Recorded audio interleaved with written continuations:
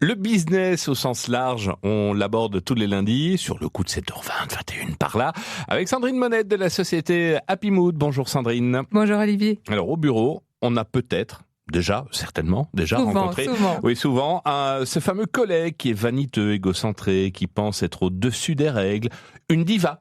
Sandrine, vous allez nous donner les clés pour gérer ce type de personnalité. Donc la diva, par définition, c'est une personne du spectacle. En fait, c'est une cantatrice.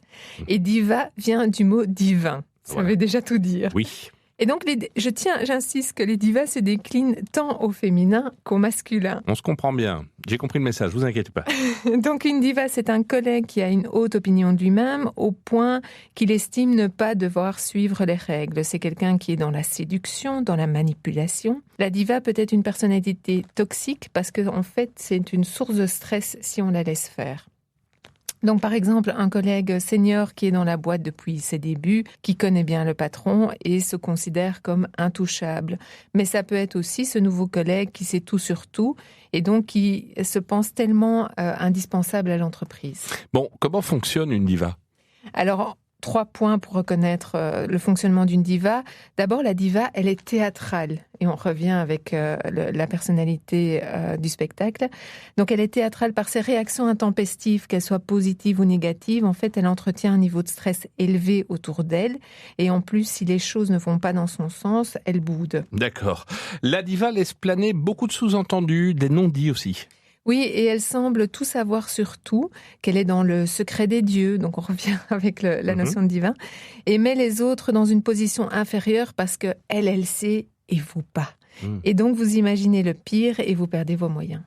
La diva n'informe personne car elle n'a pas de compte à rendre. Oui, ou alors elle informe à la dernière minute. Vous apprenez une décision qui change vos plans et vous fait stresser, ce qui assoit le statut supérieur de la diva, et elle vous fait sentir que vous ne savez pas gérer. Comment court-circuiter une diva ? Alors, 3 solutions. Le premier, la fuite. Ça, c'est la solution où vous vous protégez, vous minimisez les contacts et vous l'évitez si vous le pouvez. Est-ce que c'est une bonne idée de caresser la diva dans le sens du poil ? Oui, ça peut être une solution parce que ça va flatter son ego et elle va donc être plus à l'écoute. Car vous allez dans son sens et là, vous avez une opportunité de lui donner un feedback positif d'abord et puis le point amélioré, mais alors subtilement bien tourné pour pas froisser son ego. J'entends bien. Si vous êtes le manager d'une diva, vous avez 2 choses à nous signaler. Oui, alors d'une part, recadrer la personne en ne niant pas ses compétences, mais en expliquant que le comportement est tout aussi important et que son comportement visiblement n'est pas acceptable. Et deuxièmement, l'idéal en fait est d'utiliser l'influence ou le charisme de la diva pour qu'elle devienne un rôle modèle, donc un modèle, un moteur d'équipe parce que sa vision peut être motivante. Il y a une conclusion à tout ça ? Alors être une diva, c'est avant tout une perception qu'une personne se fait d'elle-même et non un statut dans l'organisation. Et alors ne rêvons pas, il y a des divas dans tous les milieux professionnels et il faut pouvoir les identifier et les gérer. Ce sera plus facile avec vos conseils. Sandrine, merci beaucoup. On va se retrouver lundi prochain.